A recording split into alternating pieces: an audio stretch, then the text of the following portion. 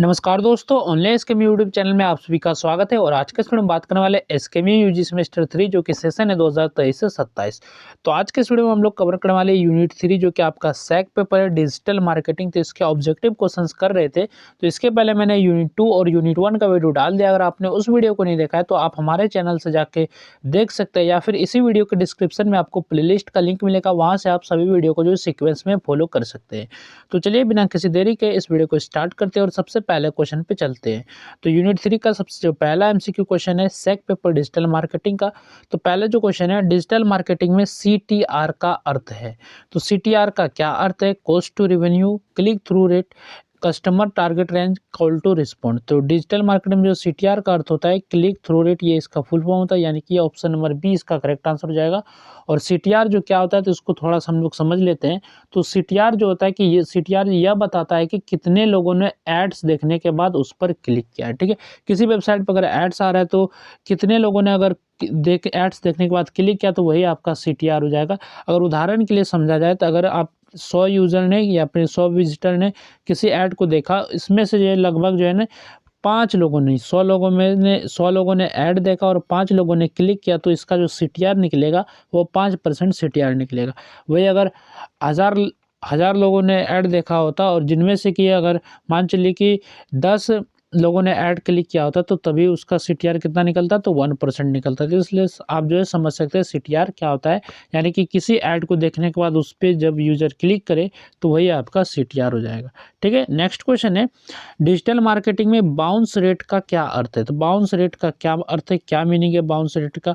नए ग्राहक, साइट छोड़ने वाले यूजर्स, खरीदने वाले ग्राहक, विज्ञापन की लागत। तो डिजिटल मार्केटिंग में बाउंस रेट का अर्थ होता है साइट छोड़ने वाले यूजर्स, यानी कि ऑप्शन नंबर बी इसका करेक्ट आंसर हो जाएगा। बाउंस रेट जो होता है वह प्रतिशत होता है कि जिसमें वेबसाइट पर आने वाले यूजर किसी मतलब कि किसी भी एक पेज में आके रह जाते हैं, यानी कि उसको तुरंत ही क्लोज कर देते, देखने मतलब कि देखते ही नहीं है पूरी तरह, और वहाँ से जो किसी अदर पेज पे नहीं रिडायरेक्ट होते हैं, तो वही जो आता है बाउंस रेट होता है। यानी कि अगर कोई कोई यूजर आया, इसी मान लीजिए आपका एक पेज है, ठीक है, तो वेबसाइट का एक पेज है, कोई भी यूजर आया है यहाँ जो है बिना किसी देरी के या फिर मतलब थोड़ा देर रुकेगा, उसके बाद यहाँ से कहीं भी अदर पेज पे नहीं जाएगा, यहीं से जो वापस चल जाएगा, यहीं पर क्लोज कर देगा, तो वो जो होता है बाउंस रेट कहलाता है। इसको उदाहरण से अगर समझा जाए तो अगर 100 लोग अगर वेबसाइट पे विजिट करते हैं, यानी कि किसी 100 लोग वेबसाइट पे विजिट करते हैं और 60 लोग जो है सिर्फ वही पेज पे रह के वेबसाइट को बंद कर देते हैं, तो वो जो बाउंस रेट हो जाएगा आपका जो है 60% हो जाएगा, यानी कि 60% हो जाएगा 100 की तुलना में। ठीक है, अगर वही 1000 लोग आएंगे और 10 लोग वही छोड़ के चल जाएंगे तो 1% आपका बाउंस रेट हो जाएगा। तो इस तरह आप इसको समझ सकते हैं। नेक्स्ट क्वेश्चन है सीपीएम का अर्थ है। ठीक है, तो यहाँ पर अर्थ है, इसमें देखिए ऑप्शन देखेंगे तो आप कॉस्ट पर मिलियन है, कॉस्ट पर मील है, और कॉस्ट पर 1000 इंप्रेशन है, क्लिक्स पर मिनट है। तो इसका अर्थ पूछा है और इसका जो सीपीएम का फुल फॉर्म होता है कॉस्ट पर माइल होता है, यानी कि ऑप्शन बी इसका जो होगा फुल फॉर्म होगा। लेकिन इसका अर्थ पूछा गया तो अर्थ जो होता है इसका जो है कॉस्ट पर 1000 इंप्रेशन होगा, यानी कि ऑप्शन नंबर सी इसका सही उत्तर होगा। अगर वही सीपीएम का पूर्ण रूप पूछता तो कॉस्ट पर माइल आप टिक करते, यानी कि ऑप्शन बी होता तभी, लेकिन अर्थ पूछा है तो कॉस्ट पर 1000 इंप्रेशन आपका सही उत्तर हो जाएगा। और सीपीएम जो होता है वह लागत होता है जो किसी भी ऐड को अगर चलना 1000 लोगों को दिखाना है और उस पर जो लागत आएगी, तो जैसे कि 1000 लोगों को ऐड दिखाना तो उस पर जो लागत आती है वही आपका सीपीएम होता है। कैसे होता है देखिए, अगर किसी ऐड का सीपीएम जो है 50 रुपये है, ठीक है, किसी ऐड का अगर चलाना है तो 50 रुपये सीपीएम है, तो 1000 आदमी को यानी कि 1000 बार ऐड दिखाने के लिए आपको 50 रुपये लगेंगे। अगर 2000 बार दिखाना है तो आपको 50 के मल्टीपल्स में कर देना है, यानी कि 100 रुपये आपको लगेंगे। तो जितना सीपीएम रहेगा उसी हिसाब से, यानी कि 1000 ऐड पे जो है सीपीएम आता है। अगर मान चलिए सीपीएम का सीधा सीधा आप समझे तो 1000 लोगों को ऐड दिखाना जो है सीपीएम हो जाएगा। अगर 100 रुपये का सीपीएम रहेगा तो अगर 1000 बार ऐड दिखाना है तो आपको 100 रुपये लगेंगे। तो इस हिसाब से आप जो सीपीएम को समझ सकते हैं। और सीपीएम का जो फुल फॉर्म होता है कॉस्ट पर माइल होता है, लेकिन इसका जो अर्थ होता है कॉस्ट पर 1000 इंप्रेशंस होता है, यानी कि ऑप्शन सी इसका सही उत्तर हो जाएगा। नेक्स्ट क्वेश्चन है कन्वर्सन का मतलब है वेबसाइट खोलना, लिंक शेयर करना, इच्छित क्रिया करना, विज्ञापन बंद करना। तो कन्वर्सन का जो मतलब होता है इच्छित क्रिया करना, तो कन्वर्सन को हम लोग समझ लेते हैं। तो कन्वर्सन का जो अर्थ है जब कोई यूजर आपकी वेबसाइट या ऐड देखने के बाद वह काम करता है, यानी कि कोई भी यूज़र है आपके वेबसाइट पे या फिर आपके ऐड जो आप ऐड लगाए हैं अगर वो देखता है, उसके बाद जो है वो वह काम करता है जो आप करवाना चाहते हैं, तो वही आपका जो है कन्वर्सन हो जाएगा। सरल शब्दों में कहा जाए तो यूज़र को जो है विजिटर से यानी कि कोई भी यूज़र अगर आपके साइट पे विज़िट करता है तो वो विजिटर होता है, और विजिटर से अगर कस्टमर बन जाता है, विजिटर से अगर वो कस्टमर बन जाता है तो यही जो आपका कन्वर्सन हो जाता है, यानी कि विजिटर से कस्टमर बना देना, सीधा-सीधा समझा जाए तो। नेक्स्ट क्वेश्चन है, इम्प्रेशन का अर्थ है विज्ञापन दिखना, विज्ञापन खरीदना, ग्राहक संपर्क, सेल्स कॉल। तो इम्प्रेशन का अर्थ होता है विज्ञापन दिखना, यानी कि ऐड का दिखना, ये इम्प्रेशन कहलाता है, यानी कि ऑप्शन नंबर ए इसका करेक्ट आंसर हो जाएगा, विज्ञापन देखना। और मान के चलिए किसी भी ऐड का आपका 1000 इम्प्रेशन है, तो 1000 इम्प्रेशन हुआ कि 1000 लोगों ने ऐड को देखा। इसमें जो होता है काउंट नहीं, मतलब क्लिकेबल काउंट नहीं होता, यानी कि ऐसा ज़रूरी नहीं कि 1000 लोगों ने क्लिक किया। तो इम्प्रेशन जो होता है सिर्फ समझा जाए तो वो व्यू होता है, ठीक है, कि ऐड दिख गया, ये 1000 इम्प्रेशन हो गया, यानी कि 1000 बार ऐड आपका चल गया। नेक्स्ट क्वेश्चन है, लीड का अर्थ है टीवी व्यूअर, संभावित ग्राहक, होल्डिंग यूजर, ऑफलाइन कस्टमर। तो लीड का अर्थ होता है संभावित ग्राहक, यानी कि ऑप्शन नंबर बी इसका करेक्ट आंसर हो जाएगा, संभावित ग्राहक। तो लीड को अगर समझा जाए तो जो व्यक्ति ग्राहक बन सकता है और उसने अपनी संपर्क जानकारी दो, जैसे कि मोबाइल नंबर, अपने को एरिया यानी कि मोबाइल नंबर दिया हो, ईमेल दिया हो, सभी कॉन्टैक्ट डिटेल दिए हो, तो वही जो आपका लीड कहलाता है। तो ये ऑप्शन बी इसका करेक्ट आंसर हो जाएगा, संभावित ग्राहक। नेक्स्ट क्वेश्चन है, लैंडिंग पेज किसे कहते हैं? टीवी स्क्रीन, वेबसाइट का पहला page, newspaper headline, radio announcement. अगर देखा जाए तो इनमें से और कोई ऑप्शन है नहीं। लैंडिंग पेज ऐसा जरूरी नहीं कि वेबसाइट का पहला पेज ही हो, लेकिन ये ऑप्शन बी इसका सही उत्तर होगा। क्यों सही उत्तर होगा? क्योंकि और ऑप्शन में आपको देखने को नहीं मिल रहा ऑप्शन। तो ऐसा कभी-कभी ज़रूरी नहीं है कि लैंडिंग पेज आपका पहला पेज ही हो। कभी-कभी जो होता है लैंडिंग पेज आपको पहला पेज नहीं होता है। जैसे कि किसी ऐड में एक ख़ास पेज, जैसे कि किसी को वेबसाइट में आपको जोड़ना है, तो किसी ख़ास पेज को आप डायरेक्ट ऐड में रन करते हैं, तो अगर ऐड पे क्लिक करता है तो वो आपके साइन अप वाले पेज पे ही जाएगा। तो ये आप लैंडिंग पेज इस तरह समझ सकते हैं। तो किसी भी वेबसाइट में होम पेज भी होता है, जो होम पेज और लैंडिंग पेज जो है एक नहीं होते, आपको इस तरह भी ध्यान रखना है, ठीक है। नेक्स्ट क्वेश्चन है, ऑर्गेनिक ट्रैफिक क्या है? Paid clicks, free search based visitors, social media ads, email promotion.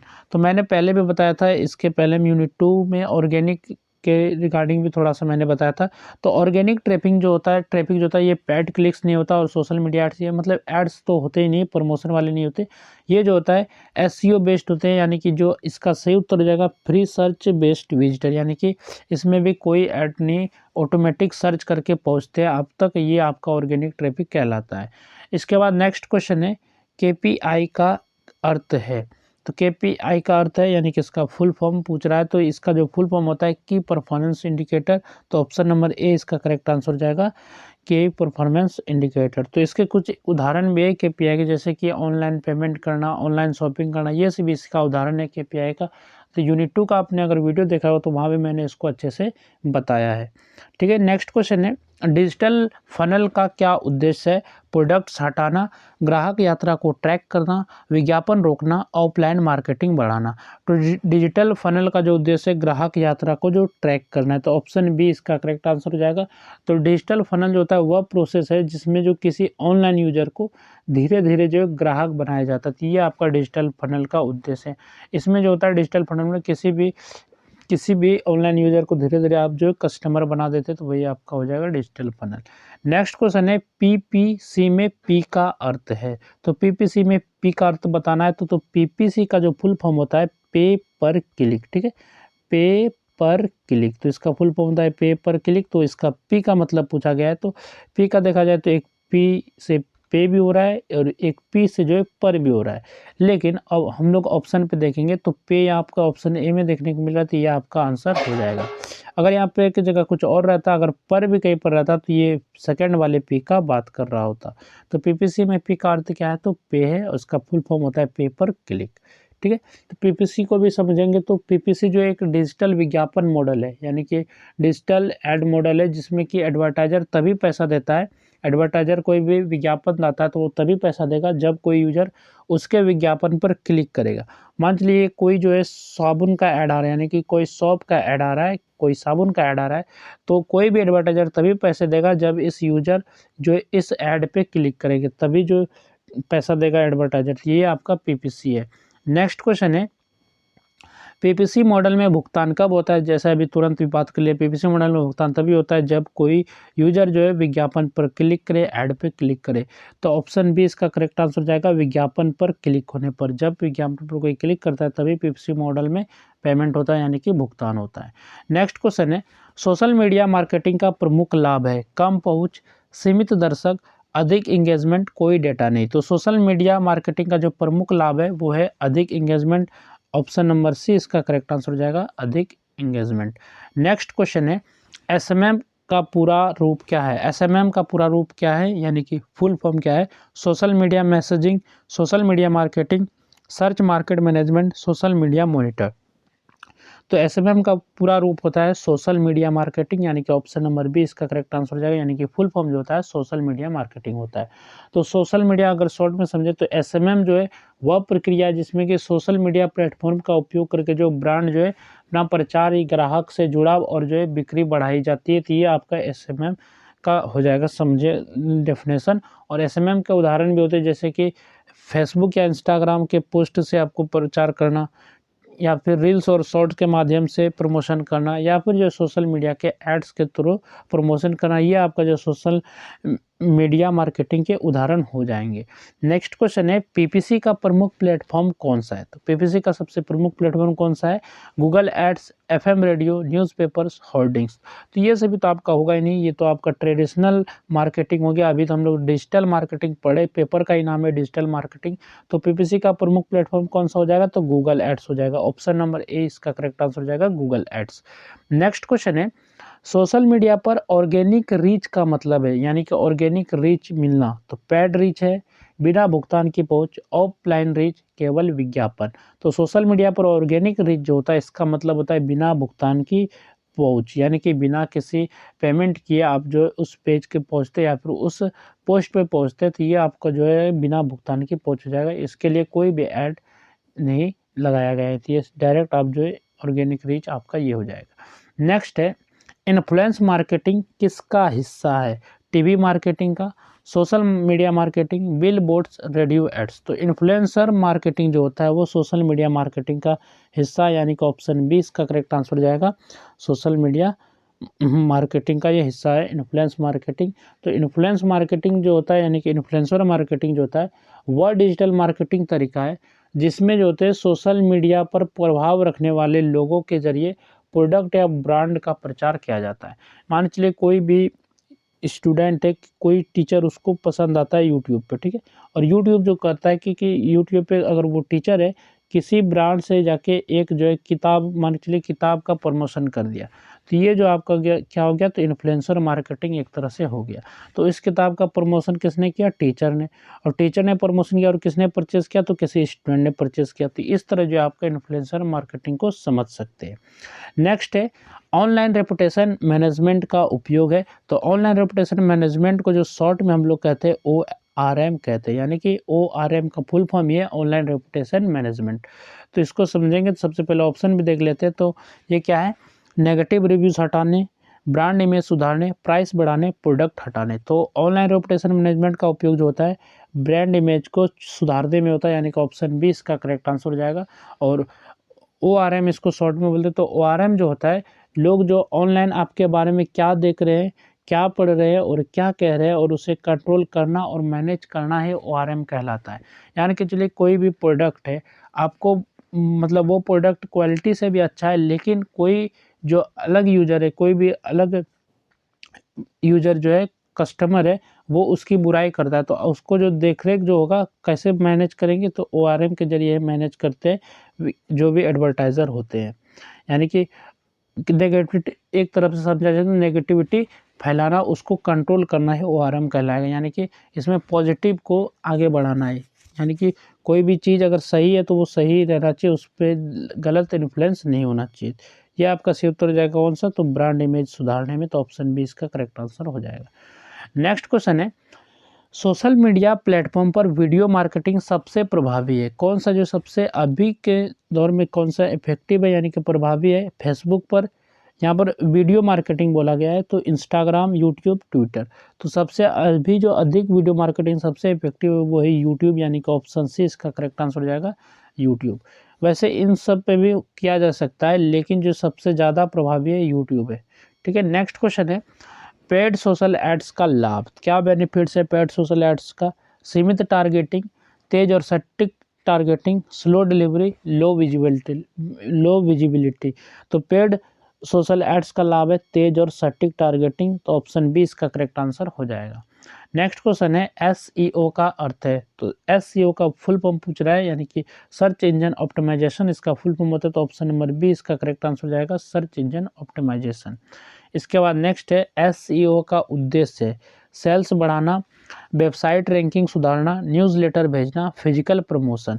तो एसईओ का उद्देश्य होता है वेबसाइट के रैंकिंग को सुधारना, यानी कि वेबसाइट रैंकिंग सुधारना। नेक्स्ट क्वेश्चन है, ऑन पेज एसईओ में शामिल है backlinks, Meta tags, social shares, guest post. तो ऑन पेज एसईओ में जो शामिल होते हैं वो आपके मेटा टैग्स होते हैं, यानी कि ऑप्शन बी इसका करेक्ट आंसर हो जाएगा मेटा टैग्स। नेक्स्ट क्वेश्चन है, ऑफ पेज एसईओ का प्रमुख तरीका है कंटेंट राइटिंग, बैकलिंक्स बनाना, इंटरनल लिंकिंग, साइट मैप बनाना। तो ऑफ पेज एसईओ का प्रमुख तरीका है बैकलिंक बनाना, यानी कि एक पेज को दूसरे पेज से लिंक करना चाहिए, आपका बैकलिंक होता है। यानी कि अगर मान चलिए ये आपका एक पेज है, इसमें आप जो है 9th का रिज़ल्ट चेक कर रहे हैं, ठीक है, 9th का रिज़ल्ट चेक कर रहे हैं, और इसमें जो नीचे आपको 10th के रिज़ल्ट को भी चेक करना है। तो आपने अगर यहाँ पर एक बैकलिंक बना दिया, तो जैसे इस कोई भी यूज़र इस पर क्लिक करेगा तो वो रिडायरेक्ट हो जाएगा नए पेज पे, जो कि होगा 10th का रिज़ल्ट वाला होगा। तो इस तरह जो बैकलिंक्स के जरिए जो जोड़ा जाता है एक पेज को दूसरे पेज से, तो ये आपका हो जाएगा कौन सा? तो ऑप्शन बी इसका करेक्ट आंसर हो जाएगा। तो ऑफ पेज एसईओ का प्रमुख तरीका है बैकलिंक्स बनाना। नेक्स्ट क्वेश्चन है, कीवर्ड डेंसिटी दर्शाता है यूआरएल लेंथ, कीवर्ड्स कितनी बार उपयोग हुआ है, traffic speed, page load time. तो कीवर्ड डेंसिटी जो दर्शाता है, क्या दर्शाता है? तो कीवर्ड जो है कितनी बार उपयोग हुआ है ये दर्शाता है, तो ऑप्शन नंबर बी इसका करेक्ट आंसर हो जाएगा, कीवर्ड कितनी बार उपयोग हुआ है। नेक्स्ट क्वेश्चन है, लॉन्ग टेल कीवर्ड का अर्थ है, यानी कि लॉन्ग टेल कीवर्ड का क्या अर्थ है? लंबा यूआरएल, लंबा प्रश्न रूप keyword, short keyword, brand name. तो लॉन्ग टेल कीवर्ड का अर्थ होता है लंबा प्रश्न रूप कीवर्ड। एक तरफ से समझा जाए तो इसको कीवर्ड डिस्क्रिप्शन भी बोल सकते हैं, तो ऑप्शन बी इसका करेक्ट आंसर हो जाएगा। नेक्स्ट क्वेश्चन है, कीवर्ड एडवर्टाइजिंग का उद्देश्य, तो non search ads, offline promotion, search based ads, print campaigns. तो इसका जो सही उत्तर जाएगा ऑप्शन नंबर सी, यानी कि सर्च बेस्ड एड्स। तो कीवर्ड एडवर्टाइजिंग का उद्देश्य होता है search based ads.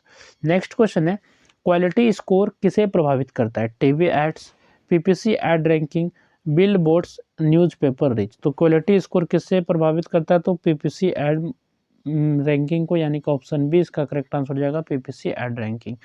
Next question है, एसईओ में साइट मैप क्यों आवश्यक, यानी कि साइट मैप क्यों जरूरी है एसईओ में? यूजर्स को कंटेंट दिखाने के लिए, सर्च इंजन को पेज समझाने के लिए, एड्स बढ़ाने के लिए, ऑफलाइन मार्केटिंग के लिए। तो इसका सही उत्तर जाएगा ऑप्शन नंबर बी, यानी कि सर्च इंजन को पेज समझाने के लिए। जब तक आप किसी भी साइट का मतलब किसी भी वेबसाइट का आप साइट मैप नहीं डालेंगे तो वो जो है गूगल पे इंडेक्स होगा ही नहीं। अगर गूगल आपका सर्च इंजन है तो उस पर इंडेक्स होगा ही नहीं। तो एसईओ के लिए साइट मैप जो है सबसे ज़रूरी है। जब तक साइट मैप नहीं डालेंगे तो आपका पेज जो है शो ही नहीं करेगा कहीं पर, ठीक है। यानी कि पेज हो चाहे वेबसाइट हो, कहीं पर भी शो नहीं हो करेगा किसी भी सर्च इंजन में। तो उसके लिए आपको साइट मैप डालना ही पड़ेगा तभी शो होगा, ठीक है। नेक्स्ट है, कीवर्ड प्लानर टूल का उपयोग। तो कीवर्ड प्लानर जो एक का टूल है तो किस में उपयोग किया जाता है? तो कीवर्ड को खोजने में किया जाता है इसका उपयोग। तो ऑप्शन ए इसका सही उत्तर जाएगा, कीवर्ड्स खोजने में। नेक्स्ट क्वेश्चन है, गूगल सर्च कंसोल का उपयोग है पेमेंट करने में, वेबसाइट परफॉर्मेंस ट्रैक करने में, वीडियो एडिटिंग में, रेडियो स्ट्रीमिंग में। तो गूगल सर्च कंसोल का उपयोग होता है वेबसाइट के परफॉर्मेंस को ट्रैक करने में, उसके परफॉर्मेंस को ट्रैक करने में, ठीक है। और गूगल सर्च कंसोल का जो पुराना नाम था गूगल वेब मास्टर, आपको याद रखना है, गूगल वेब मास्टर। तो ऐसे भी पूछा जा सकता है कि गूगल सर्च कंसोल का पुराना नाम क्या था, तो गूगल वेब मास्टर। अभी जो है गूगल सर्च कंसोल हो गया है, यानी कि चेंज हो गया है नाम। ठीक है, नेक्स्ट क्वेश्चन है, सर्च कंसोल में इंडेक्सिंग का मतलब, इंडेक्सिंग का मतलब क्या होता है? डेटा हटाना, गूगल द्वारा वेब पेज स्टोर करना, डोमेन खरीदना, एडवर्टीजमेंट बनाना। तो सर्च कंसोल में इंडेक्सिंग का मतलब होता है कि गूगल द्वारा जो वेब पेज स्टोर करना, यानी कि कोई भी पेज अगर सर्च कंसोल में इंडेक्स हो गया तो वो पेज जो है किसी भी सर्च इंजन में दिखेगा, यानी कि इसका सही उत्तर जाएगा ऑप्शन नंबर बी। और मान चलिए कोई भी आपका पेज है, मान चलिए आपके वेबसाइट का एक पेज है कॉन्टैक्ट अस पेज, ठीक है, अगर वो इंडेक्स हो गया है गूगल सर्च कंसोल में तो वो जो है दिखेगा, मतलब किसी भी ब्राउज़र में आप सर्च करेंगे तो आपका पेज दिखेगा अगर उस यूआरएल को सर्च करेंगे। ठीक है, यानी कि ऐसे अगर आप डायरेक्ट यूआरएल पे जाएंगे तो उस पेज पे पहुंचेंगे अगर इंडेक्स नहीं भी रहेगा, लेकिन इंडेक्स रहेगा तो गूगल पे शो होगा, यानी कि होम पेज पे भी शो होगा गूगल के सर्च इंजन में। नेक्स्ट क्वेश्चन है, एनालिटिक्स में सेशन का अर्थ है, तो सेशन का क्या अर्थ है? पेज लोड स्पीड, एक विजिट का duration, add clicks, products view. तो एनालिटिक्स में सेशन का अर्थ है कि एक विजिट का ड्यूरेशन, यानी कि आप किसी भी वेबसाइट में अगर आप विजिट करते तो आप उतनी देर क्या करते हैं, यानी कि उस जैसे कि आपने अगर क्लिक किया तो उतनी देर में जैसे कि दूसरे पेज पर रिडायरेक्ट होते हैं, दूसरे पेज पर अलग अलग वेबसाइट को खोल के देखते हैं कि ये पेज किधर है, रिजल्ट किधर है, मार्कशीट किधर, एडमिट कार्ड किधर है, इस तरह जो आप ढूंढते हैं तो वो आपका एक सेशन कहलाएगा। इसमें कुछ कंडीशन भी होते हैं तो वो बाद में बात करेंगे। ठीक है, नेक्स्ट क्वेश्चन है, एनालिटिक्स बाउंस रेट्स दर्शाता है। तो बाउंस रेट को मैंने पहले भी समझाया था, जो कि क्वेश्चन नंबर सेकंड था शायद, तो उसमें भी मैंने समझाया था कि कोई भी यूज़र जो है वेबसाइट में आता है फिर आपको वह छोड़ चल जाता है, वह उसी पेज को देख के चल जाता है, तो वो आपका बाउंस रेट कहलाता है। तो इसके ऑप्शन भी देख ले, तो आप ऑप्शन देखेंगे तो आंसर आप खुद से इसको दे सकते हैं। जैसे कि आपका ऑप्शन ए है परचेज कन्वर्सन, एक पेज देखकर साइट छोड़ने वाले user, returning users, high traffic pages. तो एनालिटिक्स बाउंस रेट दर्शाता है एक पेज देखकर साइट छोड़ने वाले यूजर, तो ऑप्शन बी इसका करेक्ट आंसर हो जाएगा। नेक्स्ट क्वेश्चन है, गूगल एनालिटिक्स का उपयोग वेबसाइट ट्रैफिक मेजरमेंट के लिए किया जाता है, ऑफलाइन सर्वे के लिए, रेडियो स्टैटिक्स के लिए, टीवी टीआरपी के लिए। तो गूगल एनालिटिक्स का जो उपयोग किया जाता है वेबसाइट के ट्रैफिक को मेजरमेंट के लिए किया जाता है। ठीक है, तो गूगल एनालिटिक्स का उपयोग किस लिए किया जाता है? तो वेबसाइट के ट्रैफिक मेजरमेंट के लिए। तो अगर आप लोग कमेंट करेंगे तो मैं आपको गूगल एनालिटिक्स का आपको रिपोर्ट भी दिखाऊंगा और गूगल सर्च कंसोल का भी रिपोर्ट दिखाऊंगा, यानी कि शॉर्ट के ज़रिए मैं बता सकता हूँ। मैं मतलब मैंने भी 2 वेबसाइट बनाए जो कि दोनों इंडेक्स है, लेकिन उस पे मैं अभी काम नहीं कर पा रहा हूँ। अगर आप लोग कमेंट करेंगे तो मैं जो है सर्च कंसोल का डैशबोर्ड और जो है गूगल सर्च कंसोल का डैशबोर्ड और जो है क्या गूगल एनालिटिक्स का डैशबोर्ड भी आपको दिखाऊंगा। ठीक है, अगर आप कमेंट करेंगे तो स्क्रीनशॉट ज़रूर शेयर करूँगा टेलीग्राम पे, हाँ टेलीग्राम पे भेज दूँगा अगर आप कमेंट करेंगे तो। ठीक है, नेक्स्ट क्वेश्चन है क्या, तो सर्च कंसोल अलर्ट भेजता है, तो सर्च कंसोल अलर्ट भेजता है security issues, print orders, newsletters, product review. तो सर्च कंसोल जो अलर्ट भेजता है कैसा अलर्ट भेजता है? तो सिक्योरिटी इश्यू भेजता है, यानी कि ऑप्शन ए इसका करेक्ट आंसर हो जाएगा। नेक्स्ट क्वेश्चन है, सर्च कंसोल में कवरेज रिपोर्ट बताता है ट्रैफिक वॉल्यूम, इंडेक्सेड और एरर्स वाले URLs, sales data, video performance. तो सर्च कंसोल में कवरेज रिपोर्ट जो बताता है वो इंडेक्स्ड, जो भी पेज इंडेक्स हुए हैं और जो एरर्स हो, मतलब एरर्स वाले यूआरएल, ये सभी को दिखाता है, चाहे वो इंडेक्स हो या फिर एरर वाले जितने भी प्रॉब्लम, कहाँ प्रॉब्लम है वो सभी चीज़ें दिखाता है पेज के बारे में जो भी आपने साइट मैप में डाला होगा। तो ऑप्शन बी इसका करेक्ट आंसर हो जाएगा। तो सर्च कंसोल में कवरेज रिपोर्ट क्या बताता है? तो इंडेक्स्ड वाले पेज और एरर वाले यूआरएल को दिखाता है। नेक्स्ट क्वेश्चन है, एनालिटिक्स का उपयोग क्यों किया जाता है?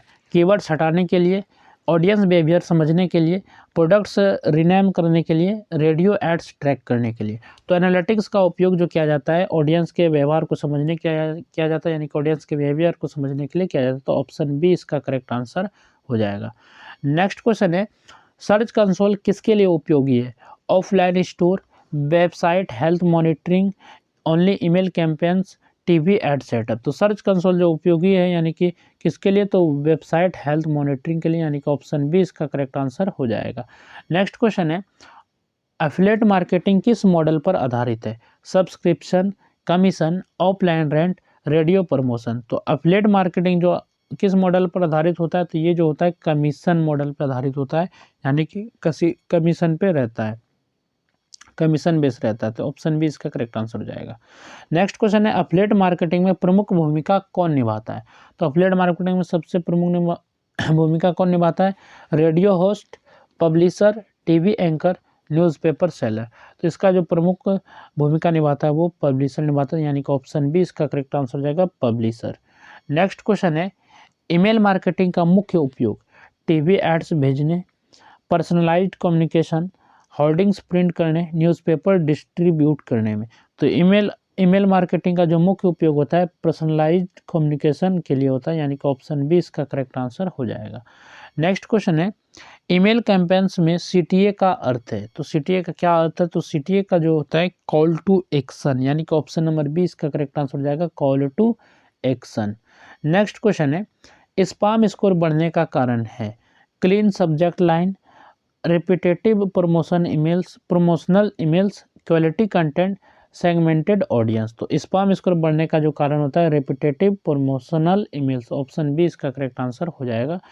नेक्स्ट क्वेश्चन है, मोबाइल मार्केटिंग में प्रमुख तरीका SMS campaigns, radio, newspapers, TV shows. तो मोबाइल मार्केटिंग में प्रमुख जो तरीका है एसएमएस कैंपेन्स है, तो ऑप्शन नंबर ए इसका करेक्ट आंसर हो जाएगा। और एसएमएस का फुल फॉर्म होता है शॉर्ट मैसेज सर्विस, ये भी आपको याद रखना है। नेक्स्ट क्वेश्चन है, मोबाइल मार्केटिंग का मुख्य लाभ limited reach, instant reach, slow delivery, no personalisation. तो मोबाइल मार्केटिंग का जो मुख्य लाभ है इंस्टेंट रीच, तुरंत ही रीच मिल जाना, तो ऑप्शन बी इसका करेक्ट आंसर हो जाएगा। नेक्स्ट क्वेश्चन है, पुश नोटिफिकेशन किसके माध्यम से भेजी जाती है? TV, mobile apps, hoardings, print media. तो पुश नोटिफिकेशन किसके माध्यम से भेजी जाती है? तो मोबाइल ऐप्स के जरिए भेजी जाती है, ऑप्शन नंबर बी इसका करेक्ट आंसर हो जाएगा, मोबाइल ऐप्स। ठीक है। नेक्स्ट क्वेश्चन है, अफिलिएट मार्केटिंग का एक उदाहरण Google analytics, email auto responder, Amazon associates, mobile alerts. तो अफिलिएट मार्केटिंग का एक उदाहरण कौन सा है? तो अमेजन एसोसिएट्स है, तो ऑप्शन सी इसका करेक्ट आंसर हो जाएगा, अमेजन एसोसिएट्स। नेक्स्ट क्वेश्चन है, ईमेल मार्केटिंग का एक लाभ है no tracking, low cost and measurable results, slow communication, no personalisation. तो ईमेल मार्केटिंग का एक लाभ है low cost and measurable results, यानी कि ऑप्शन बी इसका करेक्ट आंसर हो जाएगा। तो यहाँ तक हम लोगों ने जो यूनिट 3 के एमसीक्यू को देख लिया, जो कि आपके गैस पेपर में दिया हुआ था। इसके बाद जो हम लोग यूनिट 4 को भी देख लेंगे। उसके बाद जो यूनिट 4 के बाद जो कुछ जो क्वेश्चन है टोटल इंग्लिश में दिए गए, तो मैं सोच रहा हूँ कि उसको भी 2 वीडियो में कवर कर लेंगे। उसके बाद जो है बाकी जो है सभी यूनिट से, यानी कि आपका जो टोटल है 4 यूनिट है, ठीक है, यूनिट 1, 2, 3 और 4।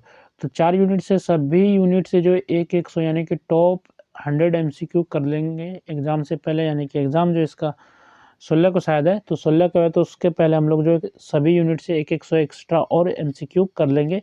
क्योंकि एग्ज़ाम जो आपका होना है एमसीक्यू होना है, तो इसके लिए जब तक आप बेहतर ढंग से नहीं करेंगे तो आपका एग्ज़ाम अच्छा नहीं जाएगा। तो आप लोग जितना हो सके आप लोग जोर दीजिएगा एमसीक्यू के लिए। अगर एक बार एग्ज़ाम हो जाएगा तो उसके बाद पता चलेगा क्वेश्चन पेपर किस तरह आते हैं, एनालाइज होने के बाद और अच्छे से आप तैयारी कर पाएंगे। तो इस वीडियो में बस इतना ही। तो चलिए फिर मिलेंगे नेक्स्ट वीडियो में यूनिट 4 के साथ। और ये वीडियो आप लोग को कैसा लगा? तो अगर वीडियो अच्छा लगा है तो आप इस वीडियो को लाइक कीजिए और कमेंट्स ज़रूर से ज़रूर कीजिए। तो चलिए फिर मिलते हैं नेक्स्ट वीडियो में।